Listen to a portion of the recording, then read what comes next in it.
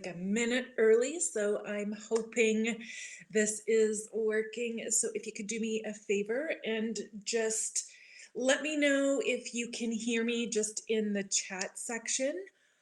Ah, okay, so let's see here. Okay, yep. Awesome, awesome, awesome. Okay, let me close this. Okay, this is kind of funny. All right.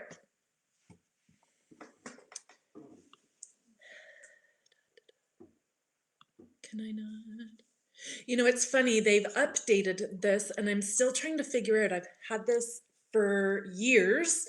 And yeah, they've just updated a bunch of things and I'm like, I hope this is working. So I'm glad that you can hear me. So welcome. And yeah, let's get started. It is one, we have a lot to cover. And, I know that you're busy and your time is limited. So thank you so much for taking the time out of today. I can't believe how much interest there was in this. So this is really exciting. And I'm really excited to share this with you. So if you have any questions, please put them in the chat section. And what I'll do is I'll just answer them at the end. So what I'll do is I'll work through this portion and then we can have a little bit of a Q&A at the end. But if you want, you can just throw your questions up in the chat and then we can come back. Or if you think that you're going to remember by the end, then hold on to your question. I'm easy to please. It doesn't matter to me. Um, and just to let you know, if we will also kind of just let you in on a little secret that is happening. So we have a few coaches who are ready to help you. So if you feel like you need a little bit more, stick around at the end. We will talk about that as well. So welcome to how to use training for lady parts. So in case you don't know me, my name is Terrell. I'm known on Instagram as the Prolapse Coach, and I work with women of all ages and stages, helping them get back to the heavy, sweaty stuff with pelvic organ prolapse. So many of my clients come to me with symptoms. Some do not have symptoms, but they want to make sure that they are working out in a way that's going to keep them asymptomatic. So they're still learning how to navigate symptoms during their workouts, just in a little bit of a different way. I have been in the fitness industry for just over a decade now.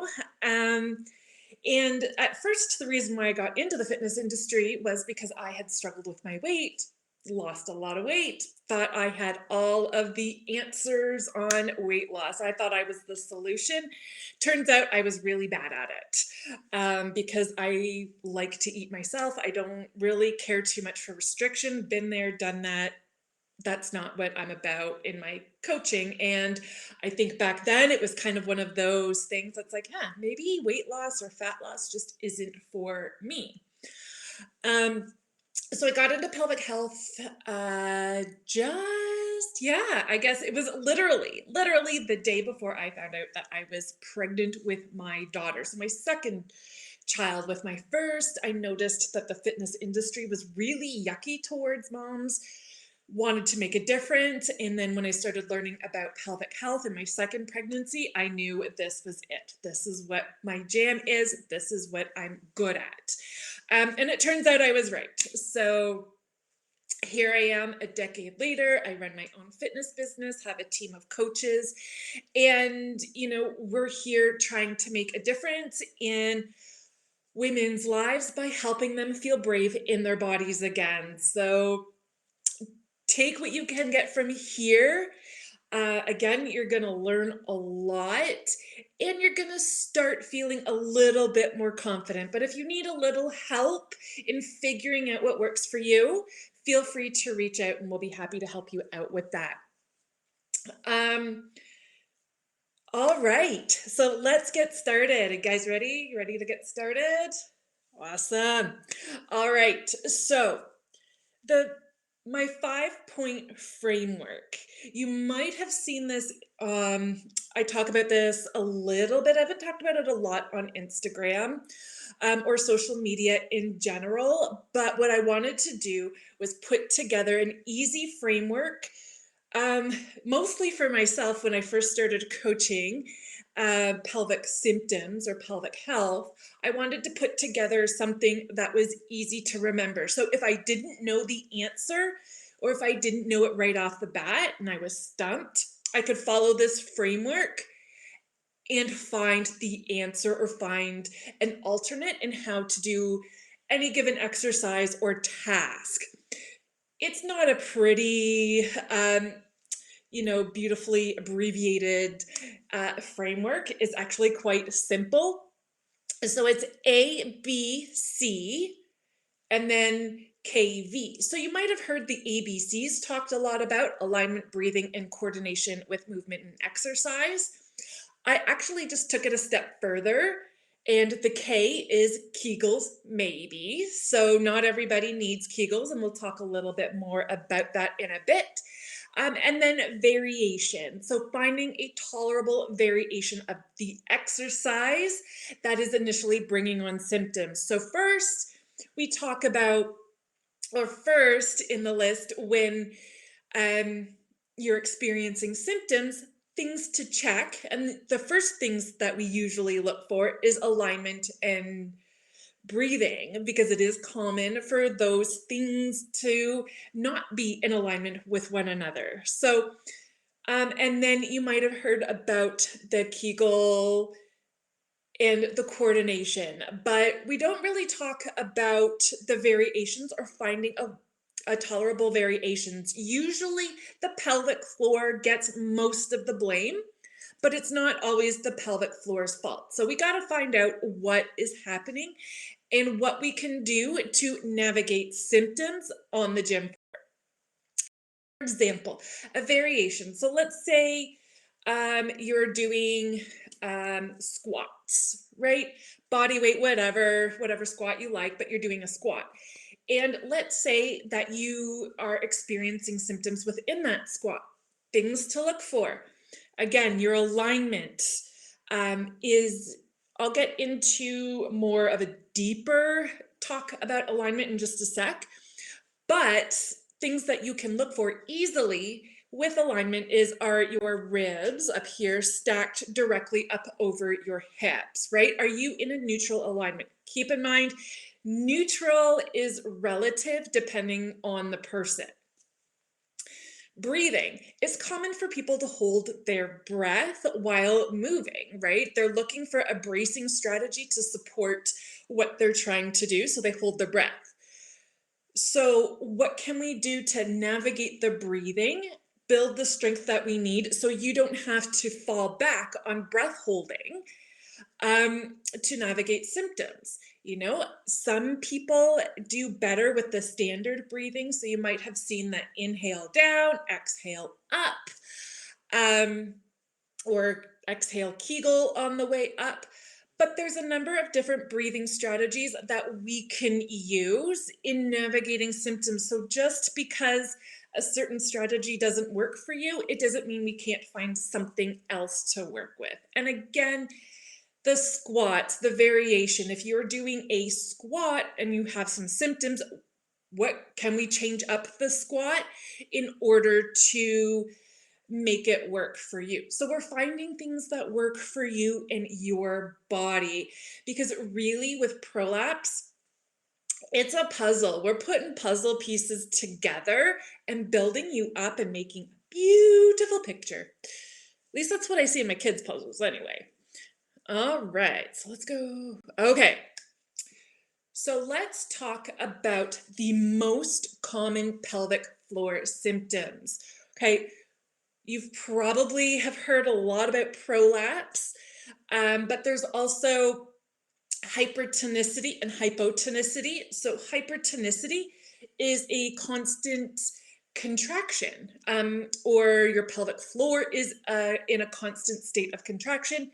Hypotonicity is when you need to build strength within your pelvic floor. So you might not be able to Kegel or have the strength in the pelvic floor to Kegel or maintain a Kegel, right? So hypertonicity really means that your pelvic floor is just overactive. It's overworking. So what we need to do is we need to look at that and then apply that to your workouts. Again, hypotonicity, if strength building is the goal, then yeah, we're absolutely going to use Kegels within your exercises so that you can kill two birds with one stone. Essentially, you can work out, get um, start working towards your goals as well as building pelvic floor strength. So you don't have to worry about working in rehab land for 6 months. We can work with this to move you along a little bit quickly than just doing straight rehab and then following it up with fitness later. So I'm going to grab a sip of water. I talk a lot and I drink a lot of water. So, all right. So, and then the prolapse, which is probably why most of you are here. So just to give you a quick rundown of a prolapse, it's when one of or more of your pelvic organs um, bulge through the vaginal wall, right? So it's not necessarily something is coming out of your body. Sometimes it might feel that way, and depending on the prolapse you have, right? So um, for some women, they they can have a mild prolapse and feel absolutely everything. So again, we go back and we try and find strategies that work for them so that we can minimize, if not completely eliminate those symptoms so that they can work out and just move in their day-to-day lives more comfortably. Some common prolapse that you might have heard about. So there's the bladder, which is the cystocele. I try to keep things simple here, okay? So I'm not gonna, start talking medical terms. I want to keep this simple so it's not overly confusing.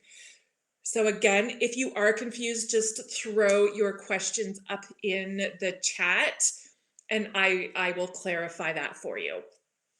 So, yeah, so you've got your bladder, and that's the most common one, but I also see a rectocele a lot. So that is different than a rectal prolapse. So there is a difference between the rectal prolapses and the rectocele. So the rectocele will bulge through the posterior wall or the back wall of your vagina, whereas a rectal prolapse actually will feel, and part of my language here, this is just how women have described it to me and kind of what I felt myself early when I was postpartum after my son 3 years ago. But it's been described as somebody's butthole is falling out, right? So, and that's mostly common when you're going to the bathroom after a bowel movement. But there's also like a vaginal vault prolapse and a uterine. There are some others as well, but I most commonly work with these ones. And then there's the stress urinary incontinence. So if you are working out or you laugh, sneeze, or cough and a little bit of pee comes out or a lot of pee, that would be what we call stress urinary incontinence. So it's common in active women. And so many ways that we can look at this and address this. But it is common in active women, female athletes, avid fitness people, as well as really new moms. It's just common for women in general. And you don't even have to have had a baby to experience any of these things that you might be working with in addressing, right?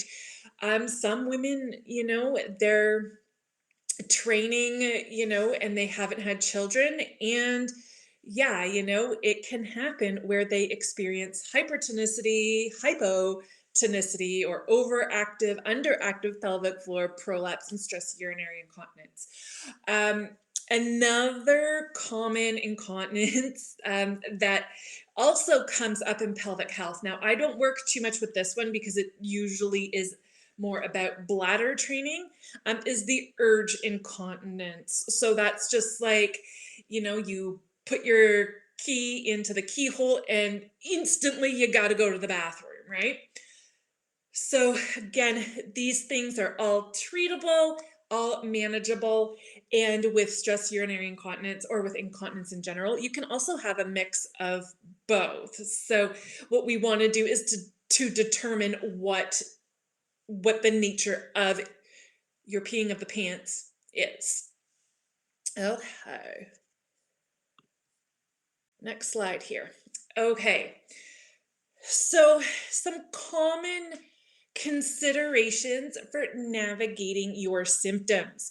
Now, what I want to say here is that, again, we are all different. Our bodies are different, our needs are different.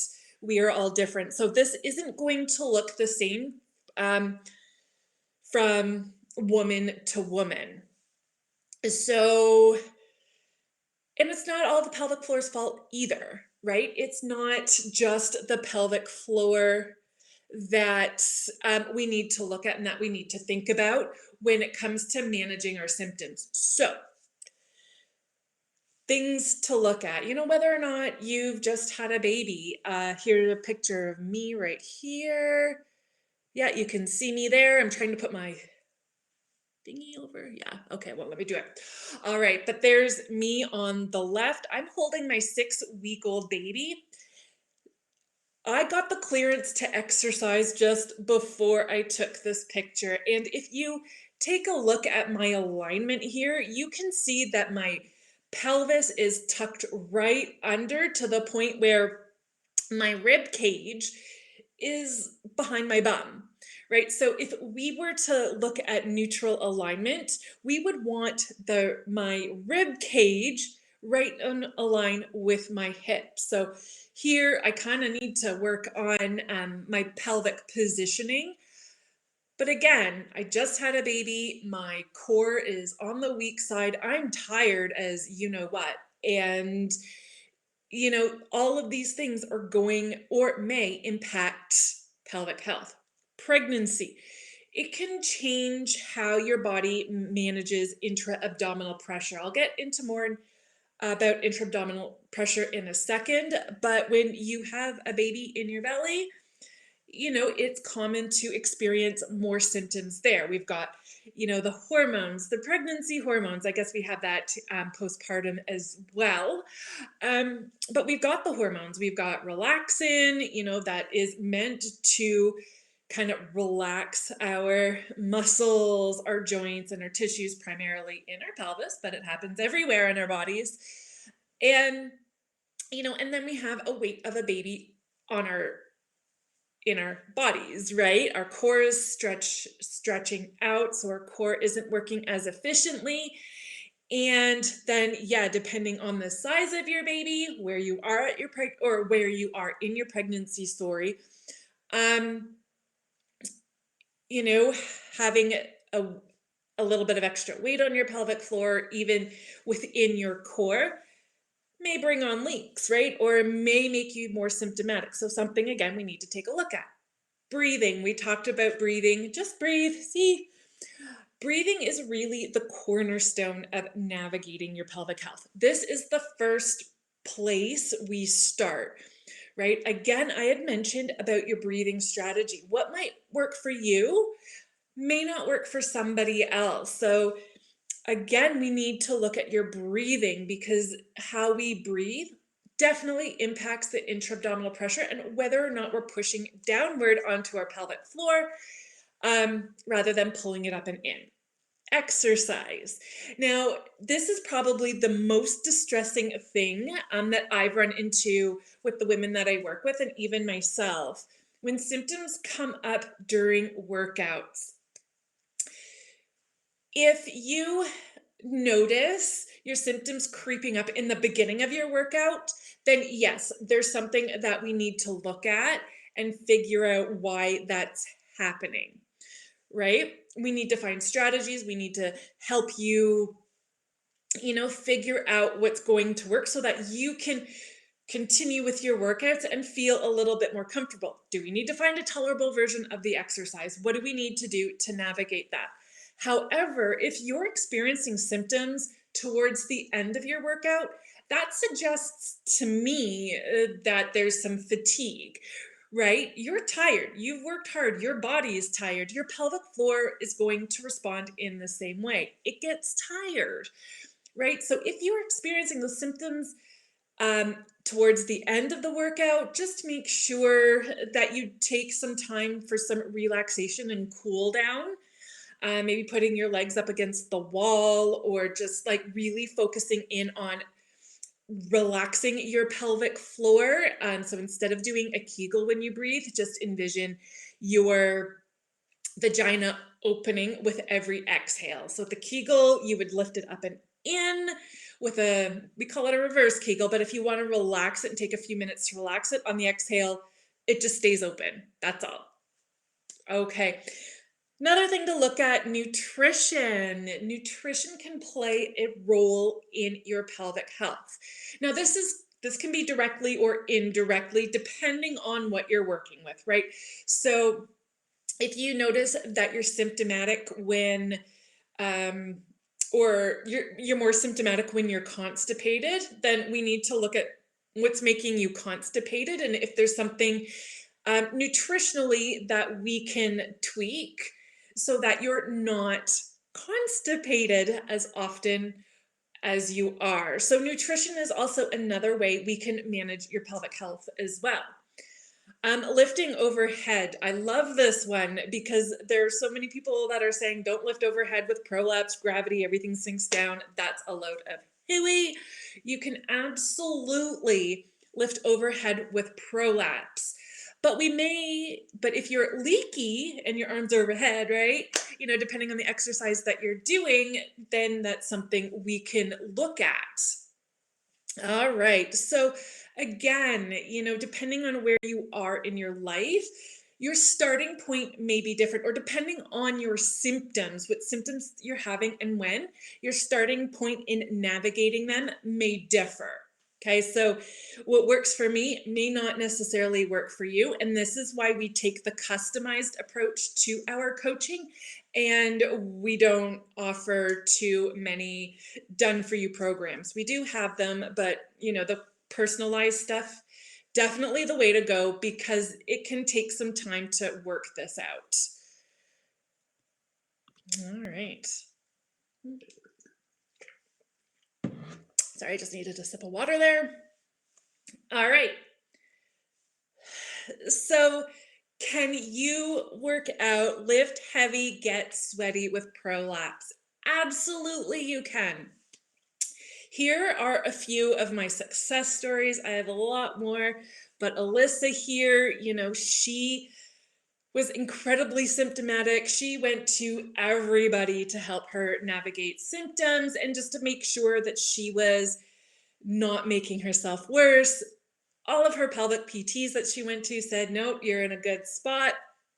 She even went to a urologist and yep, good spot. She was doing pull-ups at, oh gosh, month 3. So she really took the training on, learned how to navigate her symptoms and built the confidence. And that's the biggest thing here too. It's just building that confidence. She built enough confidence just to try her on her own.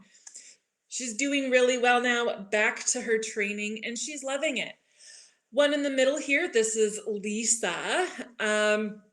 I think she was just playing around with that big barbell, almost called it a dumbbell. An Olympic lifter. She is a coach, and she's actually one of my new coaches, but came to me again. She was actually asymptomatic. She wasn't experiencing symptoms at all, but her pelvic PT had told her just body weight exercises, just do body weight. Well, as somebody who is, a coach, an Olympic lifting coach, someone who is very active in the CrossFit community, that's just not an option for her. She was really not happy with that advice, and she found me.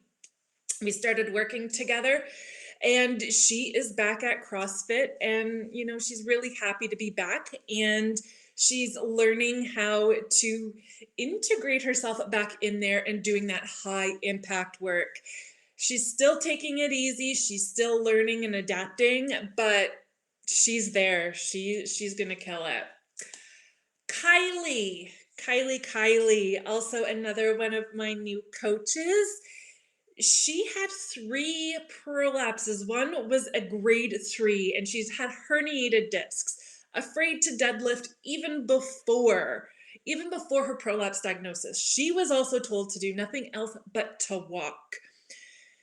This was a video, but this was a screenshot that I took because I was just so happy for her. In this video, she deadlifted 153 pounds, whatever that is in kilograms. She had never done that before, and she did it for 5 reps. No symptoms. Again, really incredible stuff. And this last picture up at the top with me, that is Caitlin. Again, she actually took her pelvic PT training while working with me, which is pretty incredible. Again, doing well in navigating their pelvic health. So yes, it is possible. It is possible that you can get back into your preferred method of training, whatever it is, whether it's Pilates, running, or weightlifting. It is possible, and you do have options. All right, intra-abdominal pressure. So this is probably the most confused, well, I shouldn't say the most confusing thing, but the most misunderstood. Because a lot of people, or the information that's out there, suggests to avoid it, right? Avoid intra-abdominal pressure. It's too much. Well, first and foremost, we can't avoid intra-abdominal pressure, nor shouldn't. It's how we move. It's how our bodies are stabilized. However, what tends to happen with a lot of people who don't know how to manage it and experience their prolapse symptoms as a result, what tends to is that intra-abdominal pressure. So as you can see here in the diagram, we've got the diaphragm that's just up at the top, the pelvic floor muscles at the bottom. We also have your transverse abs and your multifidus. So these all make up your deep core system, and they all work together in navigating and managing intra-abdominal pressure. Okay. What tends to happen with people when they experience symptoms, and this is why we tell you to breathe, because it's one of the things that really helps. But the other thing that tends to happen is that intra-abdominal pressure doesn't know where to go. So what it will do is push downward onto your pelvic floor, kind of like that, right? When we want it evenly distributed through that core cavity, I guess, maybe. But we want it all kind of contained and managed within the full deep core canister, not pressing on the bottom. So that's where we would add in the Kegel, right? We might need to train the Kegel for a little bit. So that means you may have to actively engage your Kegel, actively engage your pelvic floor. So pulling it up and in on the exhale. So we may have to train that. And then what will happen over time is that your body will do that automatically. So that's why we introduce the Kegel into your training. However, if your pelvic floor is overactive or hypertonic, what we need to do is we need to introduce movement back in the pelvic floor. And one of the things that we do is we use your breath to navigate that, right? Because when your diaphragm moves, your pelvic floor will move with it. So when you take that deep breath in and you go to exhale like you're blowing through a straw, that will send a signal from your brain to your pelvic floor to turn on. So that's why we train breathing the way that we do. Again, same breathing strategy doesn't work for everybody. We may just have to start with breathing and relaxation work with low impact strength training to get some movement in the pelvic floor, or we may have to work on some mobility. So mobility can play a role in that too. So no, we can't avoid intra-abdominal pressure, but what we do is we use it to work for us in navigating our symptoms. So this can take a little bit of time, but again, when we train it, your brain will just automatically tell everything else to do what it needs to do, and then it should become more automatic as you keep moving forward. In your rehab, if you're working with a pelvic floor physiotherapist, and then, we progress as you progress, right? So as things start feeling better, we've learned how to use that intra-abdominal pressure, we can then keep progressing you.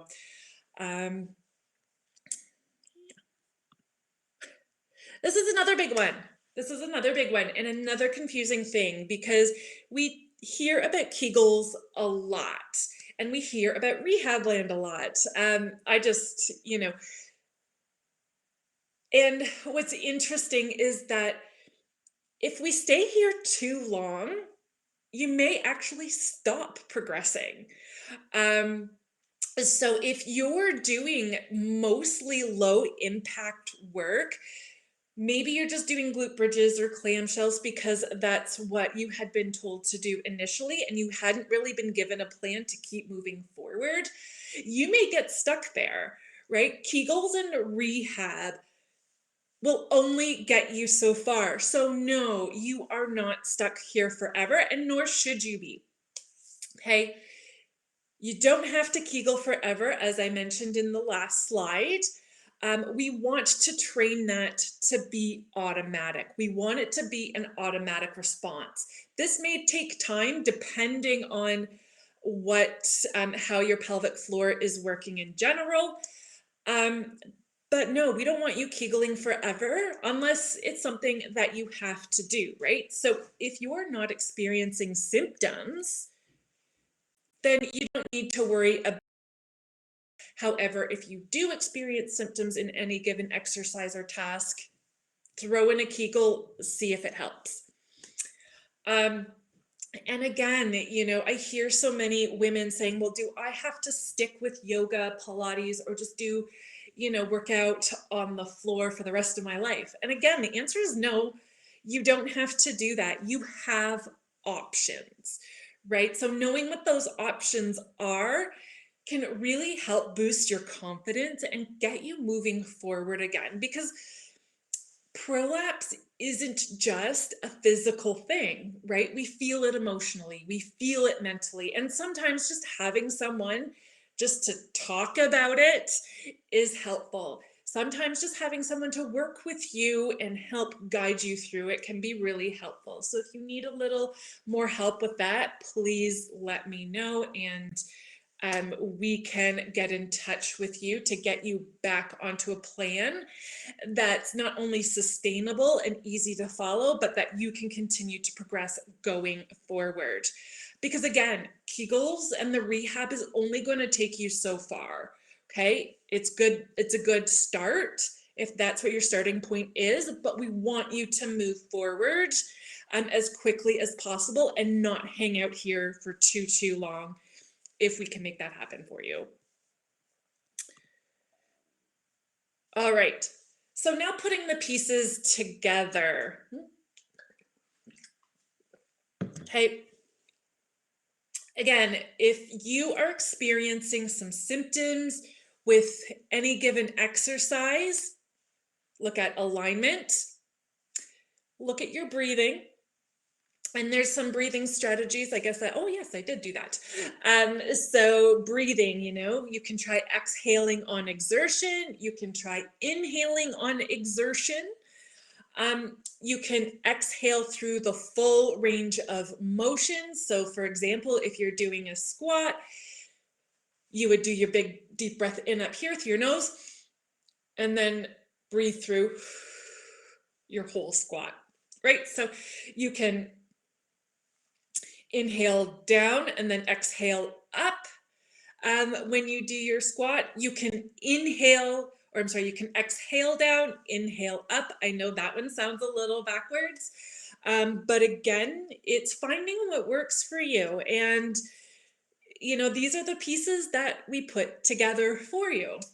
And then there's the coordination with exercise, right? So how is your alignment and breathing coordinated with your exercise and movement?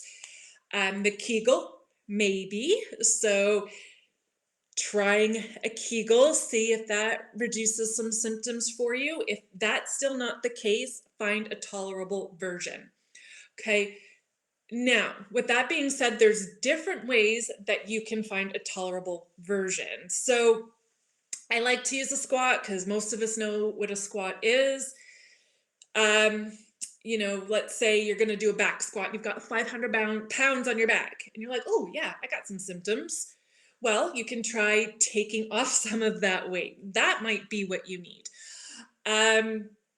You can try speeding up your squat. You can try slowing it down.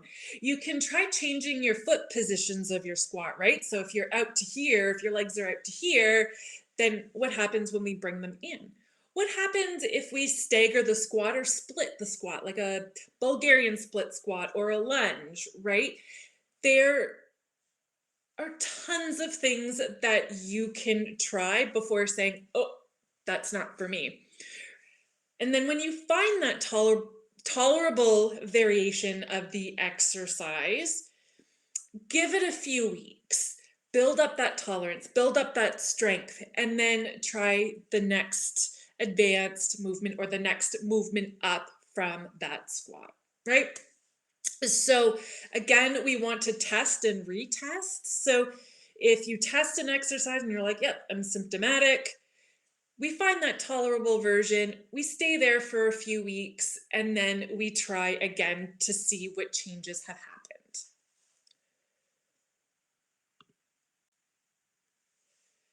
Whew. All right. So now I want to talk about some of the other things to take into consideration. Earlier, I mentioned that typically it's the pelvic floor that gets all the blame, and not even the pelvic floor, right? Like, how many times have we sat here and blamed ourselves? Oh, I did something wrong. I worked too hard. I shouldn't have cleaned my house and went running in the park with my kids, right? Like, we blame ourselves. So what we need to do is address that and work on that, because like I said, sometimes you might just have symptoms because you're tired. So sleep and stress management can be huge in navigating symptoms. Your symptoms can be feedback, right? It's like, what did I do last night? How well did I sleep last night? Oh, well, kids were up a few times, and yeah, you know, your body feels or your body functions differently under stress and sleep deprived. So you might need to tweak bedtime and self-care within that. Nutrition, again, um, we talked about how it can directly bring on symptoms because of constipation. I had to think about that for a second. But there are other nutritional tweaks that we can make, right? Because sometimes, people react to certain foods and they may not realize that that's what's happening.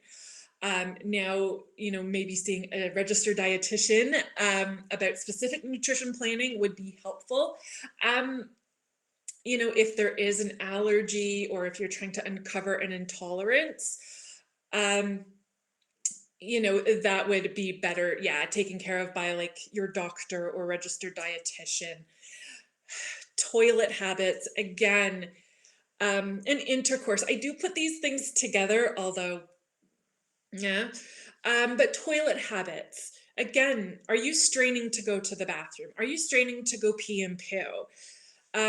Because if you're pushing down onto those pelvic floor muscles, trying to get that stuff out, Again, you might feel something happening down there as well with your prolapse. Um, intercourse, that's another indication.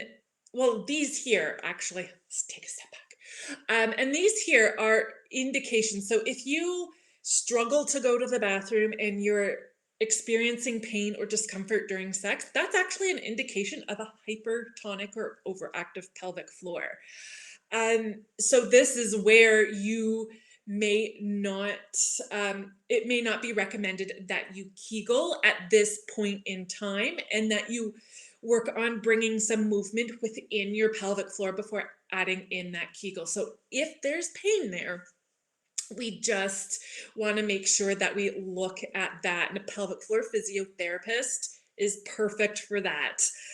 And again, breathing, right? When your diaphragm moves, your pelvic floor moves, and inherently your pelvic floor will begin to relax.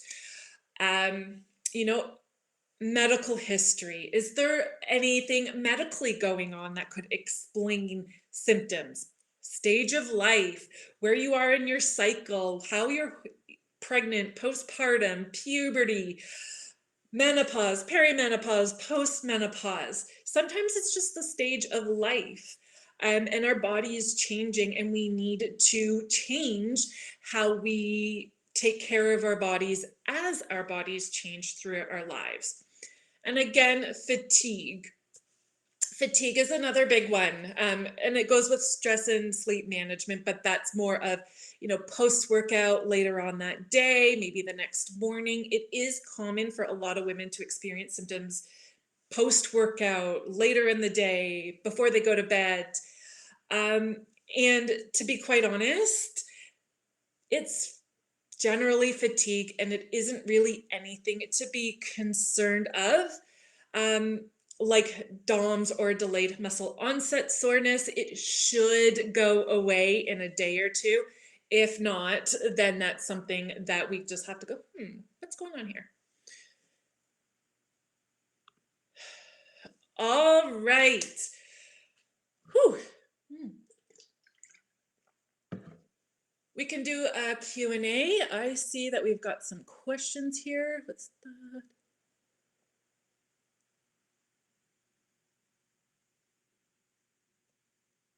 Okay. This is okay. All right. So the first question that we have is okay. So it says when you say exhale down, inhale up. Does that apply to lifting? Like inhale as you are picking up, and exhale when you put down the weight. I'm not sure if I 100% understand this, but I know that this person had left, so I'll answer it the best that I can, and we can clarify it later. Okay, so typically what happens is the most common breathing strategy that we use is the inhale down, exhale up. And that's how we can get the intra-abdominal pressure moving with the pelvic floor, working with the pelvic floor, so that it's not getting pressed down onto. However, some women experience symptoms when they do that. So one thing that we can try is exhaling on the way down and inhaling on the way up. I know it sounds counterintuitive, but it works for some people, so that's what we do.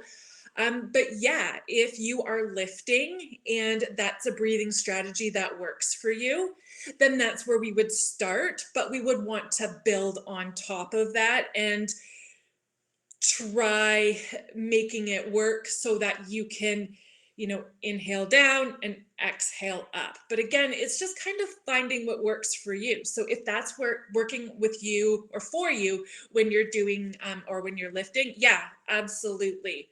Absolutely. Okay. Oh, got questions. Oh, you are still okay, you are still there. Did that answer your question? Okay, perfect. Okay. Oh, okay, awesome.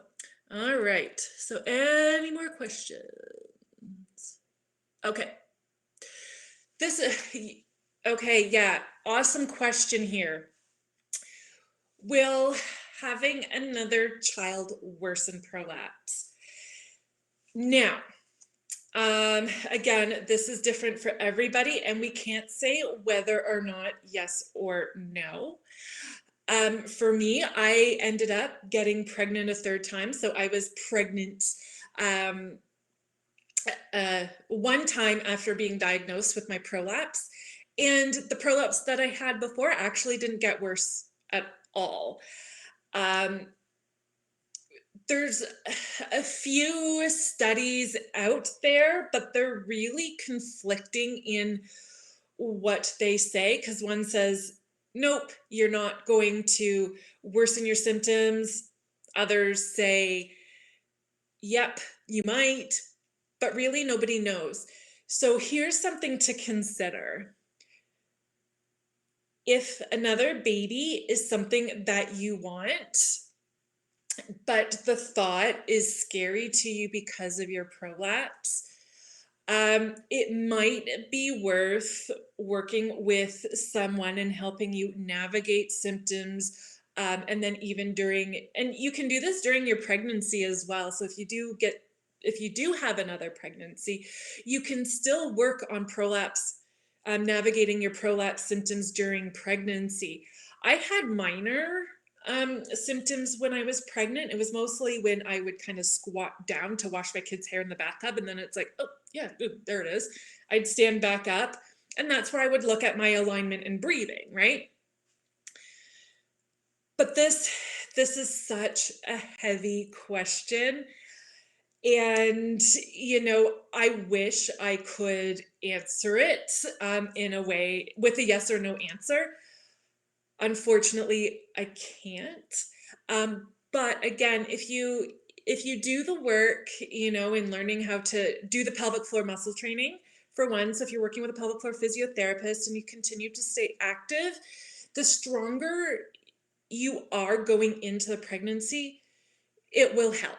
It will help. It may not help, or sorry, I can't it'll help with prolapse, but it'll definitely help navigate symptoms. Does that help? I'm not. All right. Just make sure. Oh, it did. Okay, awesome. All right. So, are there any more questions? Got some sip of water? Because if you don't, that's totally cool. Oh, okay. So next question here. It was, um, all right. You've been mentioning to modify exercises if they cause symptoms, but what if you experience symptoms all the time, whether you're exercising or not? Um, okay, yeah. So she goes on to say, I'm so uncomfortable with my symptoms all the time that she's been avoiding everything, including, oh, everything but walking. Okay, yeah. And no need to be sorry. I totally understand. You're running late. It's okay. You can catch the replay later. So if you're experiencing symptoms, there's a few things that we need to kind of look at, right? So again, if you've been diagnosed one way or another by a pelvic floor physiotherapist or maybe by your doctor, um, you know, honestly, I would want to kind of talk to you a little bit more about this so we can kind of dig a little bit deeper. Um, because yeah, a really, this is pretty, it's not a lot. I'm trying to find my words here. There's a lot that we can look at, is what I'm trying to say. But if you have symptoms on an ongoing basis, then again, we need to figure out why those symptoms are happening to begin with. And then what we need to treat them. So, pelvic floor muscle training is a good one. Maybe we need to build some strength and coordination in the pelvic floor. Maybe there is a different breathing strategy that we can try. There's a lot that we can work through to see why those symptoms are happening. And that's kind of where we need to start first, right? So now, so again, when you're following the 5-step framework, so alignment, breathing, the coordination, we definitely want to see if any of those help navigate your symptoms. If not, then yeah, we want to try and add in a Kegel if possible. So if that's why you're experiencing symptoms, is just a matter of pelvic floor strength, or is it how it's coordinating with your entire core system? Generally, so modifying would be the last step, but again, modifying or, finding another variation of the exercise. So what we want to do then at that point is, yeah, find a variation that will work where you are comfortable and gradually build there, increasing the intensity as we go. So finding a starting point based on why you're experiencing these symptoms and then moving forward. Did that answer your question? I know it was kind of lengthy there. Okay, another great question. How common is prolapse of any kind? Because we don't talk about it. So depending on the study, the one that I normally refer to is they say 1 in 3 women will experience a pelvic floor dysfunction in her lifetime. So that's from, the time she's born to the time she's off to a better place, depending on where that goes. But in her lifetime, 1 in 3 women will experience something with their pelvic floor. However, when it comes to women who have given birth vaginally, again, depending on the study, you're looking at, again, a 1 to 3. So it is common. It is extremely common, and chances are people who have prolapse that don't. Oh, you're welcome, Katie. Or thanks for joining us. Oh, yeah, awesome. Yeah, she just said that she had to go. So yeah, it's extremely common. And a lot of women don't even know that they have a prolapse. So again, in terms of knowing exact numbers, we don't know because it's not all reported. But yeah, 1 in 3 women, it's pretty common stuff. Common stuff.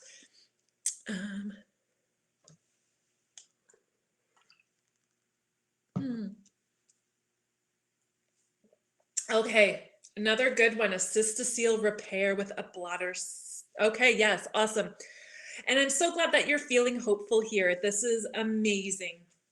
So what I would suggest you do, has anybody recommended pelvic floor physiotherapy to you? Because I would suggest you go there first, just to make sure that things are healing well. Or, even if you get the clearance, okay, perfect. All right. So yeah, I guess depending on how your pelvic floor is functioning, you can definitely start with Kegels to start building on that strength. In fact, rehab is strongly recommended after a prolapse repair. So yeah, you're off to a great start. And yes, if you want to get back into working out again, it's kind of figuring out what works for you and progressing, because we don't want to mess around with that repair, right? So definitely start with the rehab, the pelvic floor, building strength throughout your entire body. And then, yeah, I think you'd be perfect to go back to, well, I shouldn't say perfect. That's a loaded word. And, there's no perfection, right? So, but yeah, you would be at a good spot to even return back to exercise, rehab, rehab, rehab. And it's kind of crazy because it doesn't get suggested to a lot of women who've had this repair. And then unfortunately, you know, they need to get it done again. No, yeah, I don't blame you. Yeah, it can get pretty pricey, those surgeries. So definitely don't want to do that. So yeah, seeing a pelvic floor physiotherapist, and if you want to get back into working out, we can definitely help you out with that as well. So feel free to reach out once you've been assessed by a pelvic PT, and we can see what we can do going forward for you. Um, okay. Okay. All right. So, as I mentioned, I have a team of coaches who are experts in their own right. They have been there, they have done that, they have um, been able to navigate their symptoms getting back into the workouts that they love. So if you're wanting to take your training to the next level, I have group coaching open now. So my strong floor and core for lady parts is now open. I'm only taking on 4 more people. We had a spot sell this morning, which is super exciting. So we've only got 4 spaces left for that. And its registration is open from now until Friday. So if this is something that you want more information about, please let me know in the comments. Or send me an email. I just saw another question. I wanted to make sure I answered that, but and then we also have private one-on-one coaching. So this is with my Pop Max program. This is where you work one-on-one with a coach to help you figure out your best starting point and gradually building you to get back to where you want to be, lifting heavy, getting sweaty, gardening, whatever it is.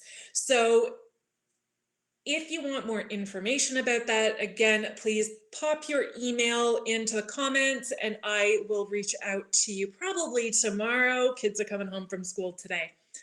Awesome, Lee. We will reach out to you. And if there's anybody else, I'd love to have you. It's going to be a great week.